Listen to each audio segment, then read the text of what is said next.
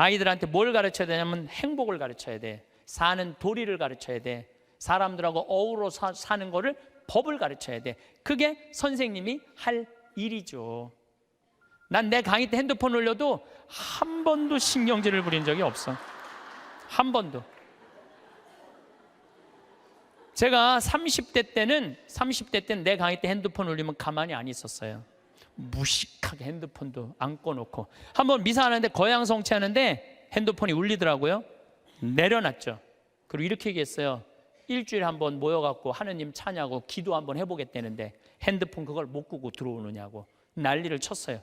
그랬더니 미사 끝나고 자매 하나가 나한테 와서 신부님 죄송하다는 거예요. 왜 죄송하냐 그랬더니 우리 남편 핸드폰 소리였다는 거. 아까 그럼 남편 핸드폰이면 남편이 발이 없냐 손이 없냐 입이 없냐, 왜 남편이 와서 사과 안 하고 당신이 와서 사과하냐 그랬더니 그 자매 하는 말이 우리 남편은 청각 장애자라는 거예요.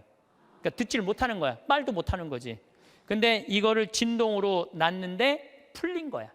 진동으로 놨는데 풀린 거야. 그래서 자기도 모르고 남편도 몰라서 신부님 미사 때 분심 들게 해서 너무너무 죄송하다는 거예요. 내가 그날 이후부터 지금까지 내 강의 때 핸드폰 울려도 한 번도 신경질을 부린 적이 없어.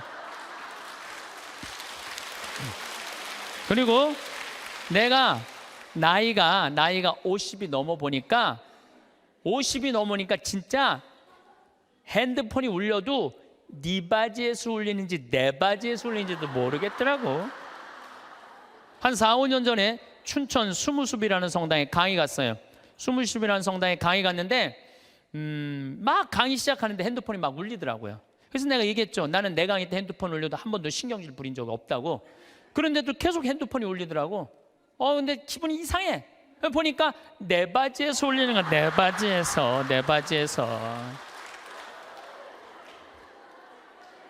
그래서 나이를 먹는다는 게 참 좋더라고요. 황창현 신부님의 행복특강 지금 바로 시작합니다. 영상 시청하시기 전 구독과 좋아요 부탁드립니다. 그리고 주변 소중한 분들께 공유해주세요.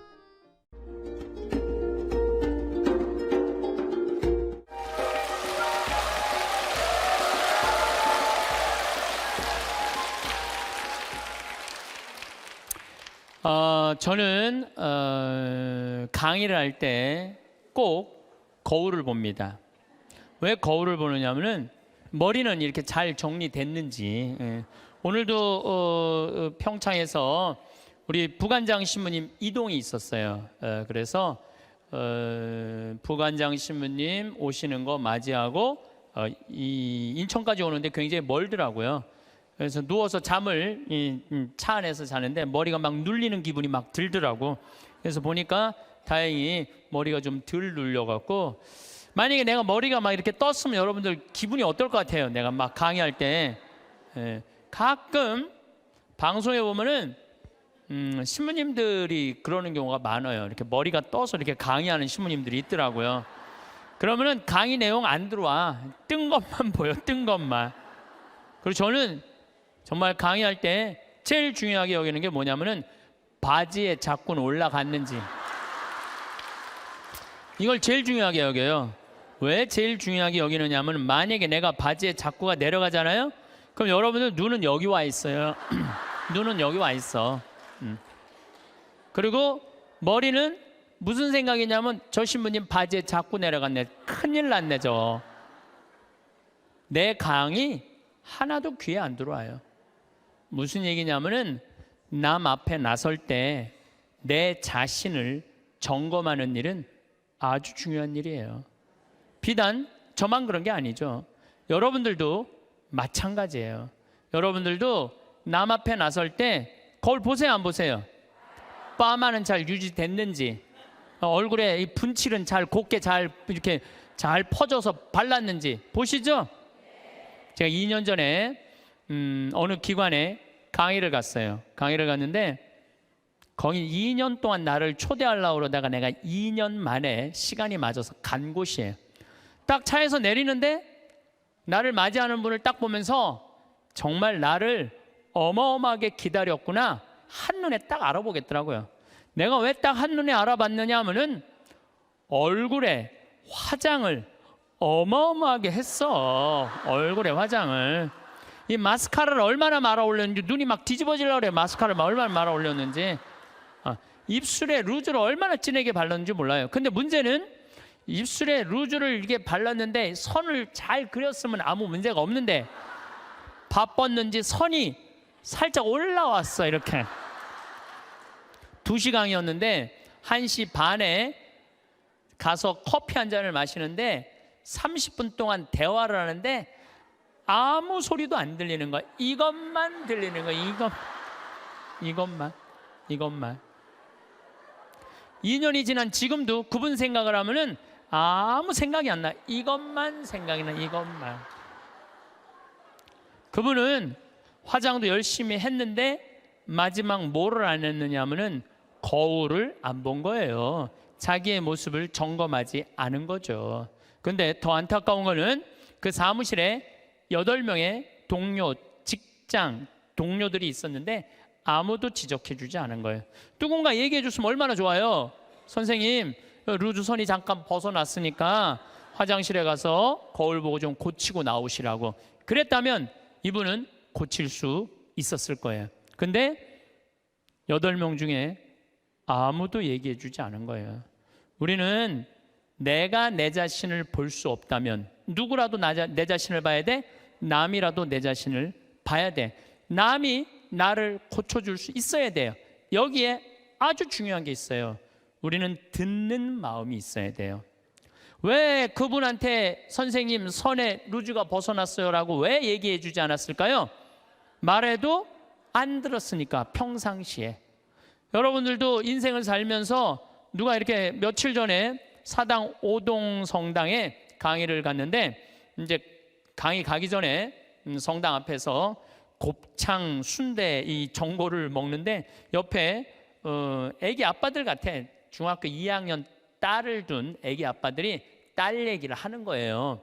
먹으면서 재밌더라고. 얘기를 들어보니까 한 애는 게임 페이스북을 너무 하는 애고 한 애는 집을 하나도 안 나가는 애야. 친구를 아무도 안 만나는 애야.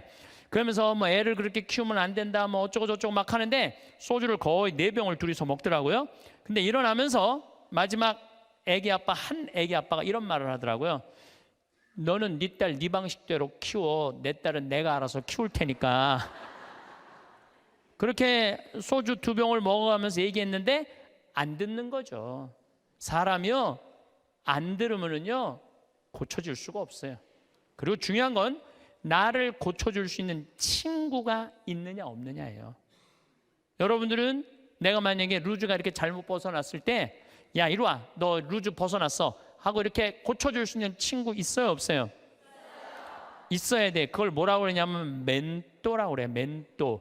내 삶을 이야기할 수 있는 사람, 내 삶의 문제를 이야기 나눌 수 있고 상의할 수 있는 사람, 멘토가 필요해요.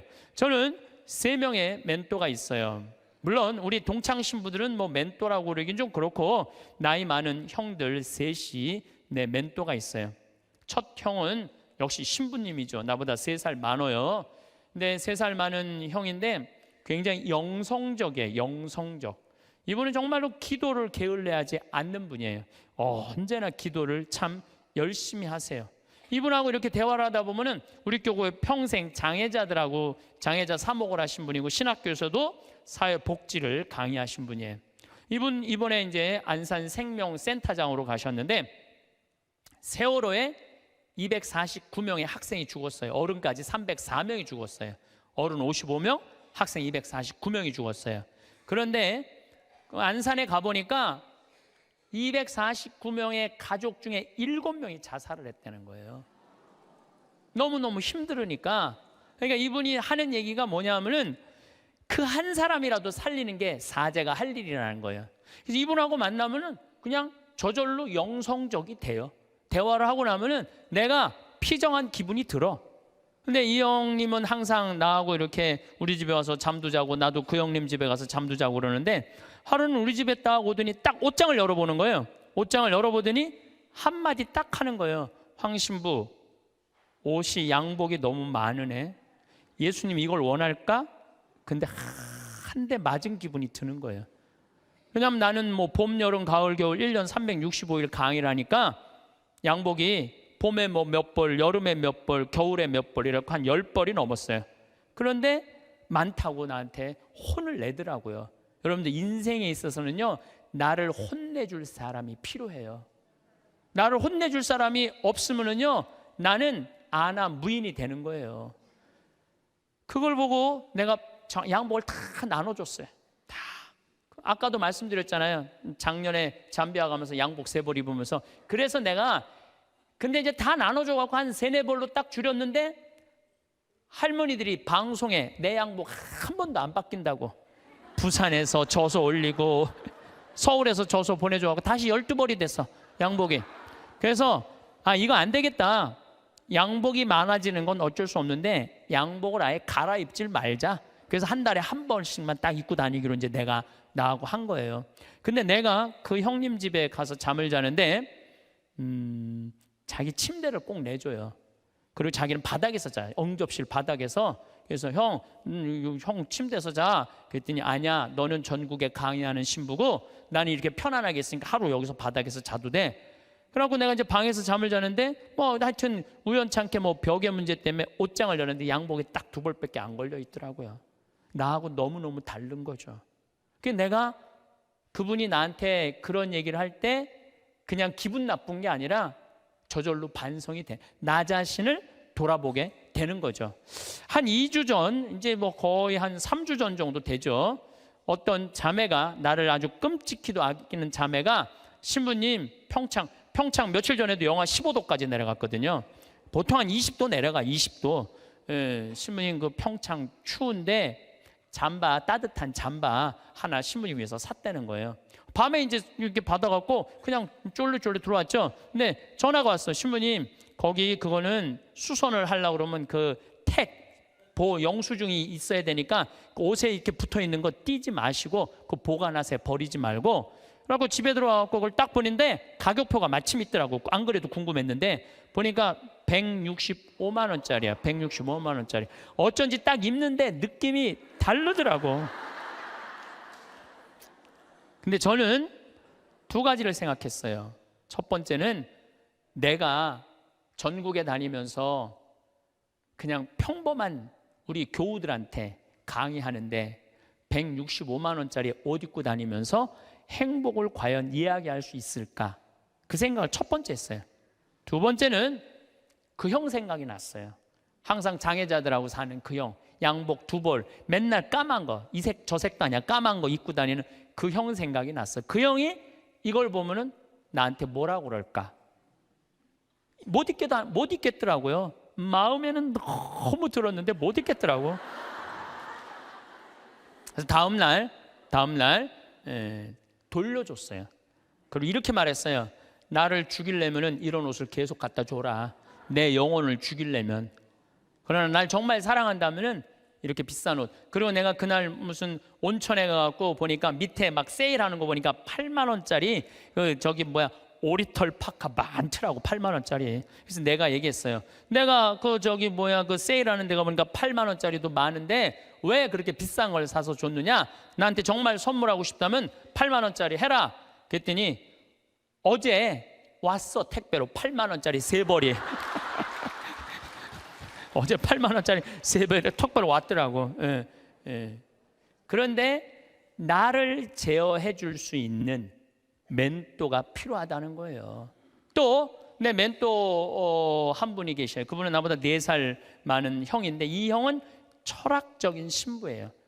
대화를 해보면 날밤 새요. 그런데도 시간 가는 줄을 몰라. 그럼 어쩜 저렇게 생각을 잘할까? 어떻게 저런 생각을 갖고 있을까? 어떻게 생각이 저렇게 깊을까? 이런 생각이 들어요.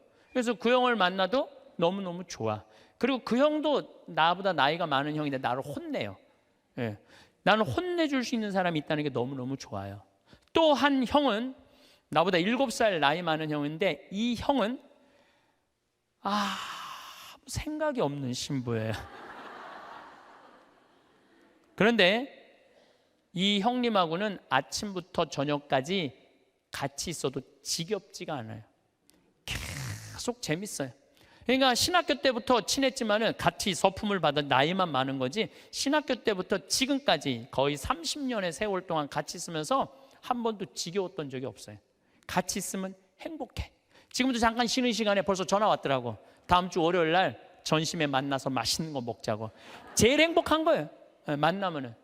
그래서 언제나 시간을 함께 할 수 있고 즐거운 시간 함께 할 수 있는 내 멘토 신부 셋. 물론 우리 사랑하는 내 동창 신부들 많지만은 그런 멘토가 있다는 게 좋은 거죠. 여러분들도 오늘 가만히 생각해 보세요. 적어도 멘토 3명은 있어야 된다는 거예요. 근데 내가 지금 내 인생의 문제, 나를 혼내줄 수 있는 사람이 한 명도 없다면 여러분들은 실패할 확률이 많아요. 인생을 나를 혼내줄 사람이 있어야 돼요. 친구를 잘못 두면요 인생 망가지는 사람들도 많아요. 최순실 같은 친구를 두면요 인생만 망가지는 게 아니라 나라도 말아먹을 수 있어요. 친구 잘못 두면은. 그래서 친구를 잘 둬야 되는데 아까도 말씀드렸지만은 듣는 마음이 있어야 돼요. 누가 나한테 얘기를 할 때 겸손되이 듣는 마음이 있어야 돼. 근데 우리 대통령께서는 누가 혼내줄 사람이 없었잖아요. 어렸을 때부터 누가 감히 그분을 혼을 내요. 중학교 2학년 때부터 경호원이 따라다녔다는데, 그리고 내가 며칠 전에 어떤 분하고 식사하는데 자기 오빠가 이 서강대학에 같이 학교를 다녔대. 4년 동안 전자공학과 4년 동안 같이 한 교실에서 공부를 했는데 한 번도 말을 못 붙였대요. 경호원이 옆에 있어갖고. 하늘과 땅이잖아요. 하늘과 땅. 그러니까 혼내줄 사람도 없어, 친구도 없어. 그러니까 지금도 밥을 혼자 드신대잖아요. 그러면은요 이거는요 제대로 된 판단하기 쉽지 않아요. 사람은요 먹고 마시고 놀아야 돼요. 요거 꼭 기억하세요. 인생 실패하지 않는 유일한 길은 먹고 마시고 노는 거예요. 누구하고? 친구랑 먹고 마시고 놀 때 행복할 수 있어요. 신부님 참 팔자 좋은 소리, 뭐 먹고 마시고 돈이 있어야지 여러분들 꼭 비싼 거 사 먹어야지 먹고 마시고 놀아요. 떡볶이, 지난번에 신당동 떡볶이 우리 5명이 갖고 3만 원 시켜갖고 맛있게 먹었어. 수다 떨면서. 중요한 거는 비싼 걸 먹는 게 아니에요. 아무리 싼 거라도 친구들이랑 어울려져서 먹고 마시고 놀아야죠. 인생 사람 돌아가는 거 알고 서로 눈치도 봐요. 친구들하고 어울려서 놀 때 여러분들 눈치 봐요, 안 봐요? 눈치 봐요. 왜 내가 제 기분 나쁘게 말하면 제가 기분 나쁘면 눈치 봐요. 이런 말은 앞으로 하지 말아야 되겠다. 쟤랑 놀으려면은 누가 또 싫은 소리 해. 그때 막 신경 주고 싸워. 그럼 나중에 외로워져. 싫은 소리도 참을 줄 알아. 그러면서 사람이 어우러지면서 먹고 마시고 놀 때 사람이 되는 거예요. 근데 아무도 안 만나고 혼자 지내는 사람은 다 외롭게 돼 있어요. 다 이상하게 가게 돼 있어요. 그래서 나는 어렸을 때부터 성당 형들이랑 맨날 먹고 마시고 놀았어. 그래서 나는 눈치가 빤해. 딱 보면 내가 여기 낄 때다 안 낄 때다 금방 알아요. 근데 중학교 2학년 때부터 경호원 옆에 평생 있었던 우리 대통령께서는 눈치 볼 일이 없잖아요. 눈치 볼 일이 하나도 없잖아요. 눈치가 없어. 지금도 내가 보기에는 눈치 있으면 벌써 내려왔지. 눈치가 없어. 상황 파악이 안 되는 거죠. 그래서 여러분들 친구가 아주 중요한 거예요. 소크라테스는 뭐라고 그랬어요? 너 자신을 알라 그랬죠. 우리가 내가 어떤 사람이냐, 내 모습, 쉽게 말해서 내 꼬라지를 아는 건 중요해요. 내 꼬라지가 어떤지, 내 모습이 어떤지. 그 안데르센이라는 덴마크의 동화 작가가 있어요. 여러분들은 잘 아는 동화를 썼어요. 벌거숭이 임금님이라는 동화. 근데 이게 영어면 뉴클로스야, 새 옷이야. 임금님의 새 옷이라는 동화를 썼는데 이 내용은 이래요. 임금님이 평상시에 옷 입고 자랑하기를 참 좋아하던 임금님이야. 예쁜 옷 입고 자랑하기를 좋아하던 임금님이야. 근데 사기꾼 둘이 임금님한테 가갖고 임금님한테 뭐라 그랬냐면은 우리가 기가 막힌 천을 짤 줄 안다. 근데 이 천은 어떤 신비한 천이냐 하면 바보 눈에는 안 보인다. 바보 눈에는. 그러냐? 임금이 지혜롭다고 생각을 했으니까 좀 돈도 주고 짜봐라. 그래서 이제 짜기 시작했어요. 임금님이 그 기가 막힌 천을 좀 보러 가야지. 근데 얘네들이 막 천을 막 짜는데, 둘이서 배틀해서 천을 짜는데 안 보이는 거야. 근데 뭐라 그랬어요? 누구 눈에는 안 보인다고? 바보 눈에는 안 보인다 그러잖아요. 그러니까 둘이서 막 짜면서 임금님이 천 기가 막히죠. 막 그러니까 임금님이 뭐라 그래요? 기가 막히다고. 기가 막히다고. 근데 이게 의심이 가는 거야. 그래서 신하들을 불러서 뭐라 그래요? 한번 보라. 그러니까 신하들도 딱 보더니 눈에 보여 안 보여? 안 보여. 근데 누구 눈에는 안 보여? 바보 눈에는 안 보이잖아요. 바보 신하 되기 싫으니까 뭐라 그래? 임금님 너무너무 멋있다고. 그래갖고 이제 일주일이 지나갖고 다 짰다고 입으라고 다 보이지도 않는데 입는 흉내를 다 내고 입었어. 퍼레이드를 하시라고. 퍼레이드를 하는데 온 백성이 그 얘기를 다 알고 있잖아요. 임금님 너무너무 멋있다고. 근데 꼬마의 하나가 우리 임금님 빨개 벗었네. 그래, 빨개 벗었네. 드러난 거죠. 그런데 동화가 여기서 끝났다면 이 동화는 하나도 재미없어요. 근데 이 동화는 끝까지 읽어보면은 어떻게 끝나느냐면 임금님은 창피해갖고 왕궁으로 뛰어들어가야 되는데 끝까지 퍼레이드를 해요. 끝까지 퍼레이드를 하고 그 창피를 다 당하고 왕궁에 들어가요. 여러분도 임금이 왜 끝까지 퍼레이드를 했을까요? 중간에 들어가면은 벌거벗은 거 내가 인정하는 거 아니야. 그러니까 니네들 눈에는 안 보여도 내 눈에는 보인다. 그리고 끝까지 한 거예요. 끝까지. 그런데 여러분들 친구들이 너 그거 잘못됐어. 그러면 고쳐야 되는데 어떻게 해? 끝까지 고집피고 가는 사람들이 있죠. 너 그거 다단계 너 그거 하면 안 돼. 친구가 분명히 그랬어. 너 다단계 하면 안 돼. 근데 이 다단계 하는 사람이 뭐라 그래? 나 이거 성공할 거야. 너 몰라서 그렇지. 내가 이걸로 돈 벌을 거야. 끝까지 가. 언제까지? 완전히 말아먹을 때까지. 자기 꼬라지를 모르는 거죠. 그래서 소크라테스가 뭐라 그러는 거예요? 너 자신을 알라고 얘기를 하는 거. 너 자신을 알라고. 공자님은 제자들이 이렇게 말합니다. 임금님, 죽음 이후에 대해서 좀 알려주십시오. 그러니까 공자님이 뭐라 그래요? 나는 이 삶도 다 알지 못하는데 내가 어떻게 죽음 이후에 대해서 말하겠느냐. 굉장히 겸손한 얘기죠. 여러분들 이런 분들이 있어요. 나는 딱 보면 알아. 딱 보면 뭘 알아 알기는. 여러분들 딱 보면 알아요? 사람도 난 한눈에 딱 보면 알아. 여러분들 정말로 한눈에 딱 보면 알아요? 나는 그거 불가능하다고 생각해요. 어떻게 나 세상 돌아가는 거 딱 보면 알아. 나는. 이 사람은요 자기 꼬라지를 모르는 사람이에요. 자기 주제를 모르는 사람이에요. 그 공부 많이 하고 생각 깊은 공자님도 내가 삶도 다 이해 못하는데 어떻게 죽음을 알겠느냐, 죽음 이후에 대해서 이야기하겠느냐.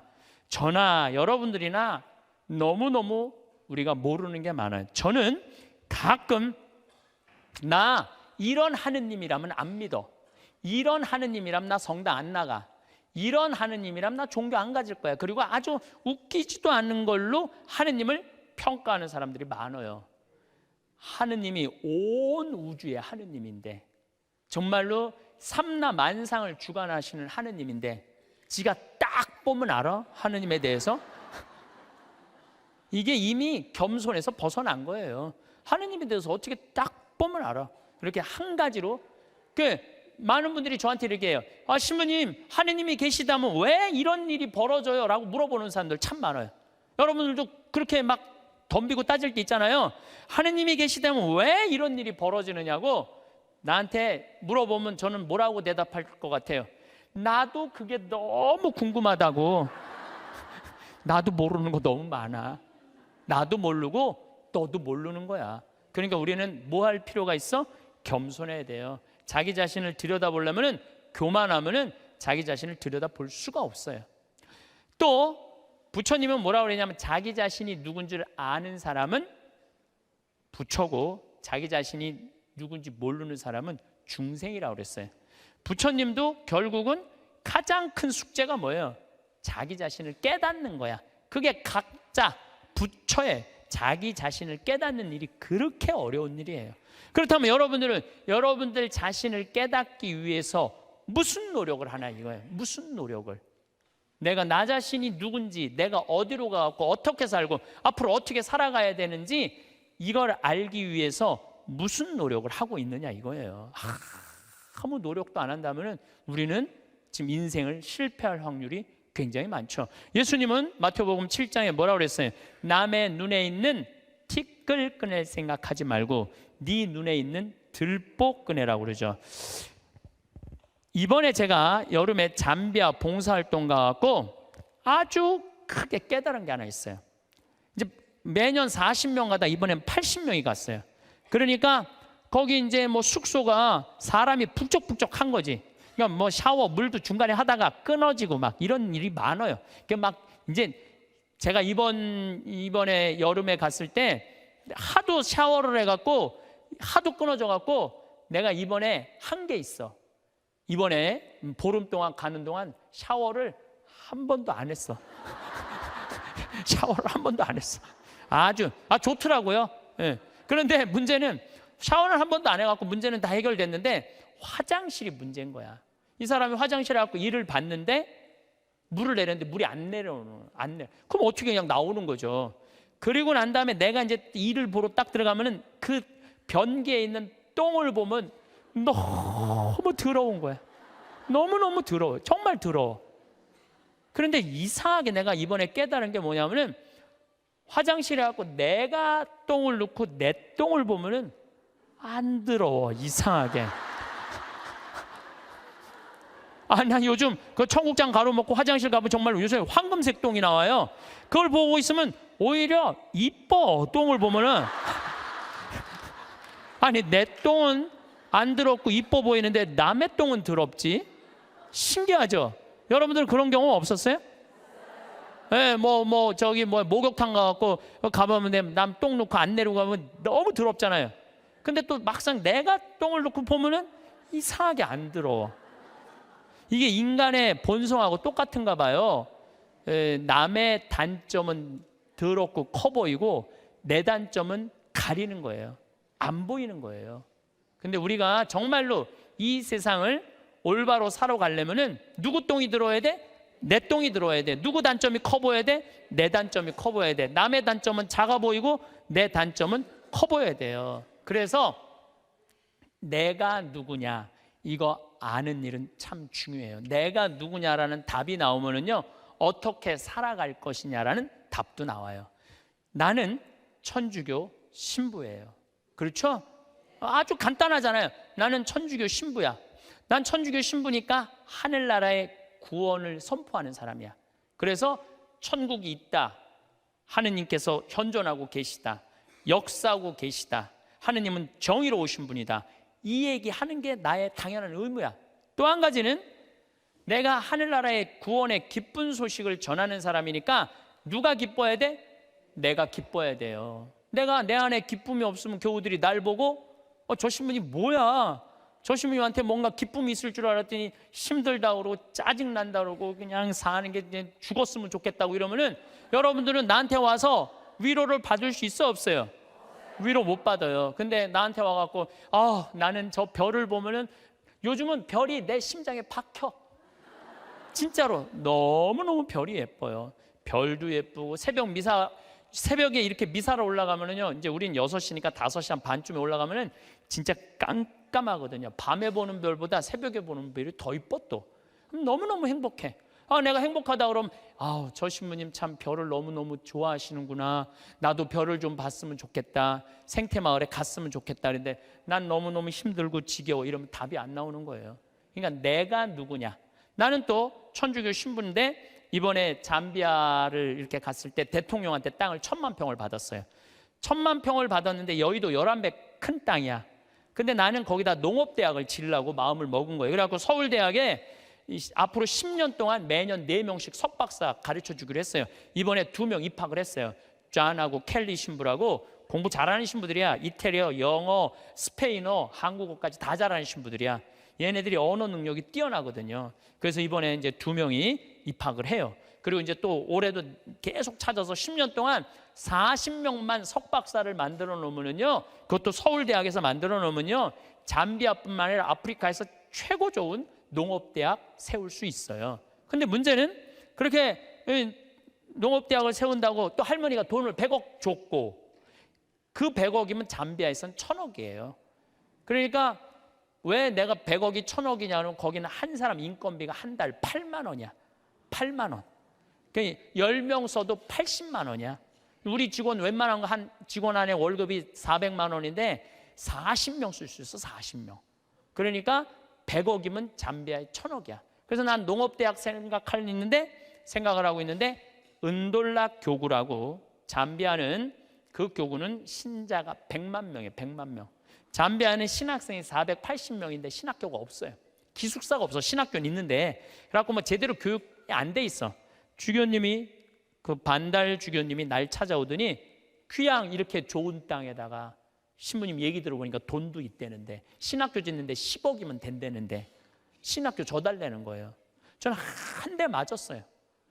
왜 맞았느냐면 거기다가 농업, 물론 내가 환경을 운동하는 신부라 농업대학을 짓겠다고 먼저 생각했지만은 사실은 그 반달 주교님이 이런 강론을 하셨어요.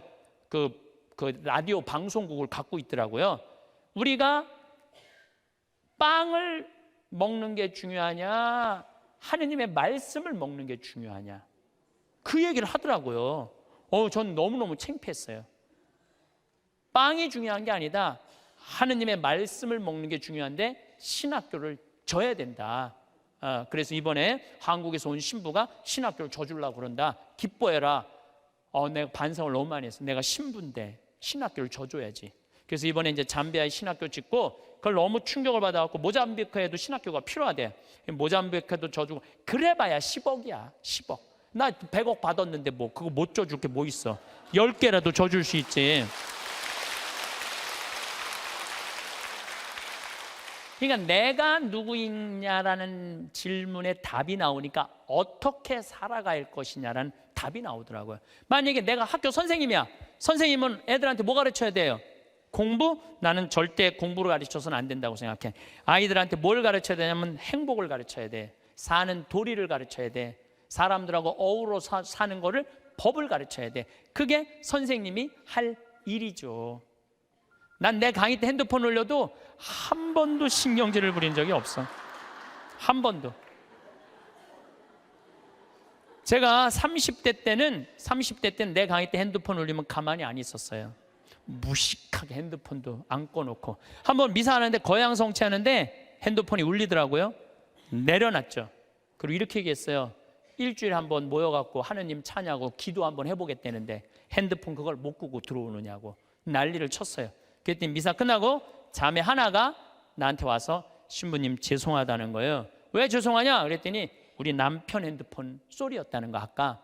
그럼 남편 핸드폰이면 남편이 발이 없냐, 손이 없냐, 입이 없냐? 왜 남편이 와서 사과 안 하고 당신이 와서 사과하냐? 그랬더니 그 자매 하는 말이 우리 남편은 청각 장애자라는 거예요. 그러니까 듣지를 못하는 거야. 말도 못하는 거지. 근데 이거를 진동으로 놨는데 풀린 거야. 진동으로 났는데 풀린 거야. 그래서 자기도 모르고 남편도 몰라서 신부님 미사 때 분심 들게 해서 너무너무 죄송하다는 거예요. 내가 그날 이후부터 지금까지 내 강의 때 핸드폰 울려도 한 번도 신경질을 부린 적이 없어.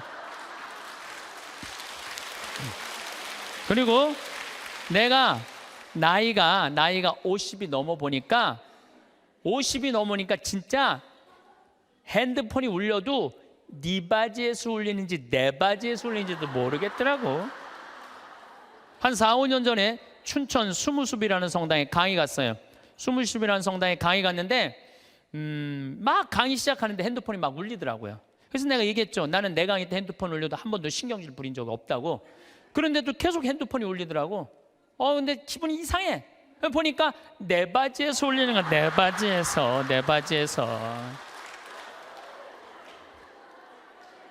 그래서 나이를 먹는다는 게 참 좋더라고요. 젊었을 때는 누가 잘못하잖아. 특히 교우들이 잘못하면 바로 지적하고 바로 혼냈어요.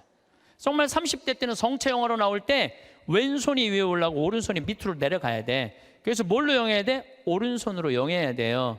근데 막 교우들이 오른손이 올라오면은 무슨 손으로 영하게 돼? 왼손으로 영하게 되면 이거 불경스러운 거잖아요. 그래서 30대 때 오른손이 올라오면 손바닥을 내리쳤다니까. 내가 똑바로 하라고. 그러면은 이 교우만 사색이 되는 게 아니야.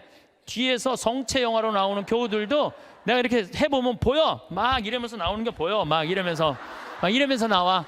근데 결국은 틀려. 그럼 또 손바닥 내리치는 거야. 30대 땐 내가 그랬어요. 근데 50대가 되니까 뭐가 보이느냐면은 주부들이 설거지 많이 하고 그러면은 손목 관절염이 있어. 그래서 이게 안 돌아가는 게 보이더라고. 안 돌아가니까 다른 손으로 하는 거야.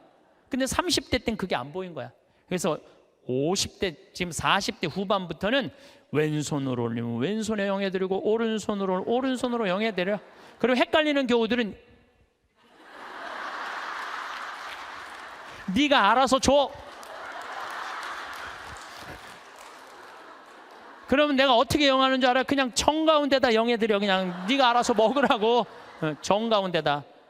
그러니까 참 나이를 먹는 게 좋더라고요. 나이를 먹으니까 봐도 못 본 척, 알아도 모르는 척, 들어도 못 들은 척 이렇게 하게 되더라고요. 그래서 요즘은 막 이렇게 우리 직원들하고 뭐 가까이 있는 사람들하고 무슨 의견이 부닥치고 막 그러면은 정말 막 내 이야기를 알지도 못하는 거 고쳐주고 싶은데 안 고쳐줘요, 요즘은. 왜냐하면은 귀찮아. 그냥 알아서 하라고. 나이 먹는 게 그래서 좋더라고요. 예. 어쨌거나 내가 신부다. 그럼 어떻게 살아야 되는 게 나와. 내가 학교 선생님이다. 어떻게 살아야 되는 게 나와. 내가 경찰이다. 나 요즘 대한민국 경찰들 너무 마음에 들어요. 왜냐하면 촛불 시위 100만 명 모였을 때 물론 위에서 명령이 떨어지면 어떻게 할 수 없겠지만 최대한 국민을 보호하려고 그러잖아요. 여러분들 100만 명이 모이는데 지금 8차까지 나와 있는데 한 번도 폭력 없이 이렇게 하는 건요, 이건 기적이야, 기적. 정말로 대단한 거예요. 그 사람들이 모이면 으쌰으쌰하고 막 미국 애들 조금만 모이면요 깨고 난리도 아니에요. 유럽도 마찬가지. 이거는 상상도 못할 수 있는 일이야. 경찰은 뭐 하는 사람들이야? 나쁜 사람 붙잡고 국민들 보호하는 거 아니야. 내가 만약에 재판관이야. 그럼 옳고 그름을 판단해 주는 사람이 재판관 아니에요. 그러면은 재판관이 뭐 이 상황 할 거 없이 정의로우면은 옳고 그름을 판단해 줄 줄 아는 사람이 재판관이야. 내가 누구냐라는 답이 나오면은요 행동하는 건 하나도 어렵지 않아요. 만약에 내가 대통령이야. 그러면은요 이건 진짜 많이 물어봐야 돼요. 내가 대통령이라 하면 5천만 명의 생명을 쥐고 있는 거야. 저는 요즘 이렇게 방송을 보면서 제일 안타까운 건 뭐냐 하면 지금 수출 안 돼. 국민들 뭐 1,500조 빚 있어. 깡통 전세 나와. 가게 막 무너져. 정말로 너무너무 힘들어요. 지금 온 똑똑한 사람들이 모여갖고 이 난관을 어떻게 극복해 나가야 되느냐, 이거 머리 맞대고 회의하기도 바쁜데 내가 안 받았다, 나는 안 그랬다, 난 보톡스 안 맞았다, 이걸로 온 나라가 한 달 아니고 2달 아니고 6달을 앞으로도 이럴 거 생각하면요 막 억장이 무너져요. 억장이 참 답답해요. 만약에 내가 대통령인데 애들이 지금 어른까지 300명이 지금 빠져 죽어. 그러면 머리할 시간이 어디 있어요? 머리할 시간이 어디 있어요? 이거 말아 올릴 시간이 어디 있어? 지금 모자 쓰고 빨리 나가야지. 이게 왜 그러느냐면 내가 누구냐를 묻지 않기 때문에 그래. 내가 누구냐. 여러분들도 마찬가지예요. 내가 누구냐를 물어야 돼. 그래서 저는 중학교 1학년 때 세례를 받았어요. 14살 때. 세례 받기 전에 나는 어땠느냐? 반장, 부반장 해봤던 적이 없어요. 나는 반장, 부반장. 그리고 우리는 한 반이 70명이었는데 줄반장도 중요한 자리였어요. 줄반장도 해봤던 적이 없어. 나는 우등상 한번 타봤던 적 없는 사람이에요. 예. 그리고 성격은 진짜 지랄 맞았어요. 까칠한 거 뭐 말할 것도 없고. 그래서 만약에 내가 밥을 먹다가 신경질이 나잖아요. 나 숟가락 그냥 던졌어요. 숟가락, 젓가락. 밥그릇도 많이 던졌어요. 밥그릇도. 그래서 어머니가 그 밥풀, 누나가 밥풀 이렇게 주워 담았던 거 생각나. 일단 던지고 숟가락, 밥그릇 던지면 일단은 그거 다 하고 나면 나는 안 죽을 만큼 두들겨 맞았어요. 안 죽을 만큼. 예. 어떨 땐 상도 들러 엎었어요. 상도. 어렸을 때 내 기억나. 신경질 나면은 하고 싶은 대로 다 했어. 초등학교 2학년 때 이건 진짜 아주 잊을 수 없는 일이야. 너무너무 신경질이 났어. 근데 밥 먹을 때가 아니었나 봐. 문을 딱 열었는데 뭐 던져야 되는데 아무것도 없는 거야. 던져야 되는데 근데 마루에 마침 뭐가 있었느냐면 요강이 있었어. 요강이. 우리 가족이 다 있었어요 그때. 내가 어떻게 했어요? 그 초등학교 2학년 애가 요강을 발로 찼어. 발로 차갖고 이제 시멘트 바닥에 딱 떨어져갖고 깨지면 난 죽는 거야. 어머니한테 맞아 죽는 거야. 근데 정말로 발로 찼는데 요강이 딱 시멘트 바닥에 떨어지면서 굴르기 시작하는 거 또. 딱 쓰는데 온 가족이 정말로 어이가 없으니까 다 웃더라고요. 하도 어이가 없으니까. 근데 그 얘기를 어머니가 지금도 해. 우리 가족이 지금도 해. 너 어렸을 때 요강 찬 거 생각나느냐고. 예, 너라고는 이제 안 그리죠. 신부님 어렸을 때 요강 차는 거 생각나느냐고. 그렇게 까칠했어요. 그런데 내가 중학교 1학년 때 세례를 받으면서 어마어마한 거울을 만난 거예요. 예수 그리스도라는 거울을 만났어요. 예수 그리스도라는 거울을 딱 보는데 내가 한심하게 이럴 데 없더라고요. 남을 배려할 줄도 모르고, 아까도 말씀드렸지만 인내할 줄도 모르고, 남을 사랑할 줄도 모르고, 아무것도 할 줄 아는 게 없더라고요. 예수님은 사람을 사랑하겠다고, 나를 사랑하겠다고 그 고통스러운 십자가를 지셨는데 나는 내 손에 하나도 안 보려고 그러고 살았던 거예요. 안 질라고, 누구한테도 안 질라고. 그렇게 살았던 내 자신이 기가 막히더라고요. 그래서 저는 내 똥이 더러운 걸 알기 시작했어요. 내 똥이 더럽더라고요. 그래서 만약에 지금 초등학교 때 성격 지금도 갖고 있었다면 이렇게 이 자리에서 강의 못하죠. 내가 변했기 때문에 이 자리에서 강의할 수 있는 거지, 변하지 않았다면 누가 여러분들 그냥 강의만 잘한다고 교우들이 나를 찾고 평창까지 오겠어요? 와갖고 오면 내가 맨날 신경질 부리면 누가 오겠어요? 맨날 반짝반짝 웃으니까 오는 거지. 반짝반짝 웃으니까 오는 거지. 그래서 나에게는 예수 그리스도라는 거울이 나를 비추기 시작했어요. 정말 많이 나를 비춰주셔. 지금도 오늘도 예수님 생각 많이 했어요. 예수님 참 정말로 우리를 끔찍하게도 사랑하시는 분이구나. 우리가 상상하는 것 이상으로 우리를 사랑하고 계시고 온 삶으로 당신은 우리를 사랑하셨구나, 이런 생각이 참 많이 들어요. 그러니까 그 예수님을 보고 난 15살에 사제가 되기로 결심을 해요. 지우학한 거죠. 그 신학교 들어갔고 공부 정말 많이 했어요. 많은 분들이 저한테 신부님 어쩌면 모르는 게 없어요. 모르는 거 많아요. 그런데 내가 그래도 많이 아는 이유 중에 하나가 책을 1000권 이상 읽은 것 같아요. 신학교 때 지우학해갖고 공부한 거죠. 30에 신부가 됐어. 31입이라고 그래. 신부가 돼서 잘 살 것 같았는데 내 인생에 가장 많은 실수를 했을 때가 30대예요. 핸드폰 오면 신경질 부리고 성체면 손바닥 내리치고, 사람 만나도 정말 사람으로 못 만나고, 저 사람 나한테 부자들 특히 그때는 부자 좋아했어요. 30대 때는. 왜? 저 사람이 날 좀 도와줬으면 좋겠다. 근데 참 이제는 이제 그런 일은 절대 없어요. 30대 때 부자들이 나한테 와서 이런 얘기 참 많이 했어. 신부님 저거 땅 팔리면은 내가 정말로 신부님 밀어줄게요. 그래서 같이 밥도 먹고 어디 여행도 같이 가는데 왜 이렇게 땅이 안 팔려? 그래서 내가 깨달은 진리가 뭔지 알아요? 부자 땅은 안 팔린다. 그리고 이 교회는 부자가 움직이는 게 아니야. 가난한 교우들이 움직이는 거야. 그게 40대 돼서 교우들의, 가난한 교우들이 이 교회를 유지하는 걸 40대 돼서 알았어요. 30대 때는 몰랐어. 40%이라고 그래. 40. 유혹이 없는 나이야. 40이면은. 그래서 내가 40에 정말로 이제 욕심이 없어진 나이가 40이에요. 50이 지천명이야. 지천명이라는 건 뭐냐면 하느님의 뜻을 아는 나이야. 여러분들 49까지는 세상에 관심이 많았다면 50부터는 어디에 관심이 많아야 돼? 하늘나라에 관심 많아야 돼. 여기 있는 분들은 다 이제 세상은 끝났어. 세상 공부는 끝난 거야. 이제 무슨 공부해야 돼? 하늘나라 공부해야 돼. 62순이라고 그래. 60이면은 귀가 편안한 나이야. 누가 내 욕을 해도 화가 나지 말아야 돼. 또 화가 나지 않은 것뿐만 아니라 이 세상 이해 못 되는 게 없어야 돼. 다 이해가 돼야 돼. 그 정도로 여러분들은 공부를 많이 해야 된다는 얘기예요. 근데 지금 이해되는, 난 저게 이해가 안 되네. 그럼 나이를 헛먹기 시작하는 거예요. 이해가 돼야 돼. 70 종심소욕 불육이라 그래. 70에 마음 가는 대로 따르면은 법에 어긋남이 없어야 돼. 70 먹은 할머니들은 하느님이 하는 행동하고 똑같아야 돼. 할머니가 하는 행동이. 근데 70 먹은 할머니들 그냥 잔치집에 가고 부친 게 맛있다고 그냥 꼬쟁이에 그냥 싸갖고 늙으려면은 곱게 늙어야 돼요. 늙으려면은. 그래서 나는 과연 어느 단계냐 잘 생각해야 돼요.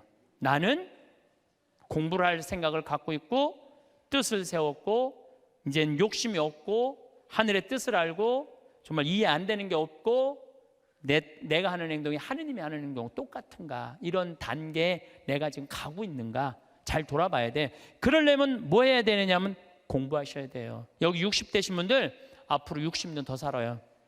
남은 60년 사람답게 살고 곱게 늙어가려면 어떻게 해야 돼? 공부해야 돼요. 사실은 오늘 이 강의는 평화방송에 6시간 녹화해놨어요. 그런데 또 영성에 한 게 아주 엑기스만 내가 지금 한 거야. 요거 듣고 평화방송에 또 6시간 강의 들으면은 여러분들은 아마 자신을 어떻게 깨웠느냐. 그래서 내 시리즈가 죽음 껴안기, 삶 껴안기, 자신 껴안기예요. 잘 죽으려면 잘 살아야 돼. 잘 살으려면 누구한테 잘해줘야 돼?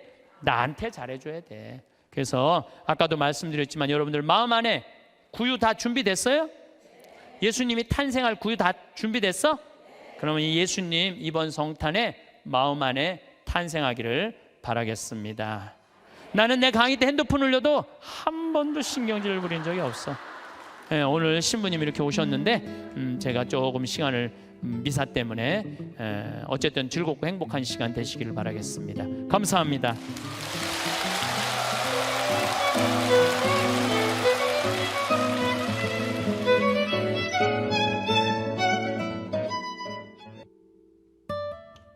오늘 황창현 신부님의 행복 특강 이야기는 친구에 관한 이야기입니다. 제가 이 영상을 만들면서 느낀 점은 이렇습니다. 주변에 누가 있느냐에 따라 내 인생이 망할 수도 있고 좋게 흘러갈 수도 있죠. 사실 친구에만 한정된 이야기가 아닙니다. 가족, 주변 이웃, 선후배 등 우리 주변에 있는 사람들 모두가 해당하는 이야기입니다. 그러면 친구가 많으면 많을수록 무조건 좋을까요? 절대 그렇지 않습니다. 오히려 더 복잡기만 할 뿐이죠. 친구가 많다고 자랑하는 사람들을 부러워할 필요가 전혀 없습니다. 우리는 그저 정말 좋은 친구 한 명이면 족합니다. 그 친구가 무조건 친구이지 않아도 됩니다. 내 부모님이 될 수도 있고 자식이 될 수도 있고 이웃이나 선후배 등 누구나 될 수 있습니다.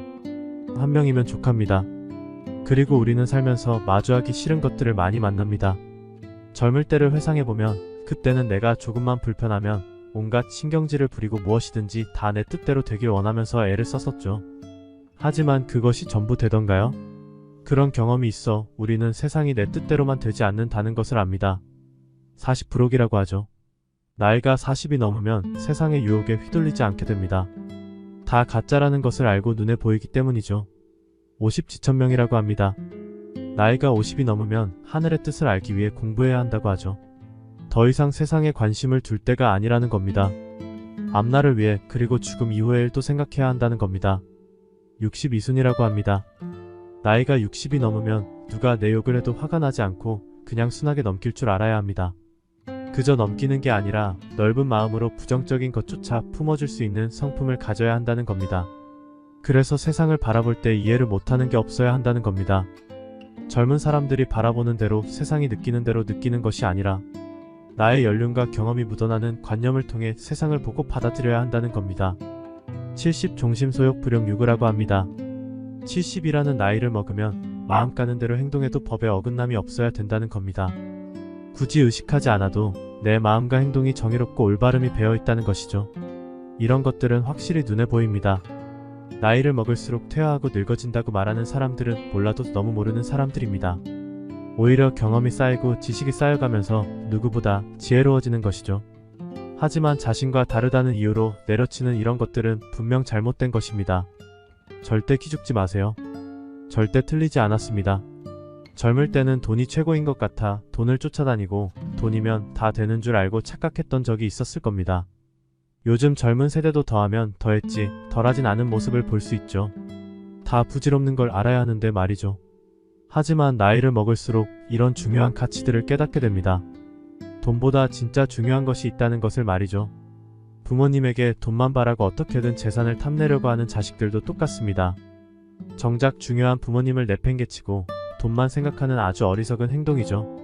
그러나 말을 해줘도 못 알아듣는 사람들이 너무나 많습니다. 직접 경험하기 전까지는 알기 어려운 걸까요? 이렇게 인간은 실수를 반복하고 후회를 거듭하며 세대를 이어나가는 것 같습니다. 단순 한 사람의 인생이 아니라 전 인류생의 순리를 바라보면 이해가 됩니다. 황창현 신부님의 행복 특강은 우리 인생을 위해서 들어야 하는 강의입니다. 내용 좋으셨다면 구독과 좋아요, 댓글 부탁드립니다. 영상 끝까지 시청해주셔서 감사합니다.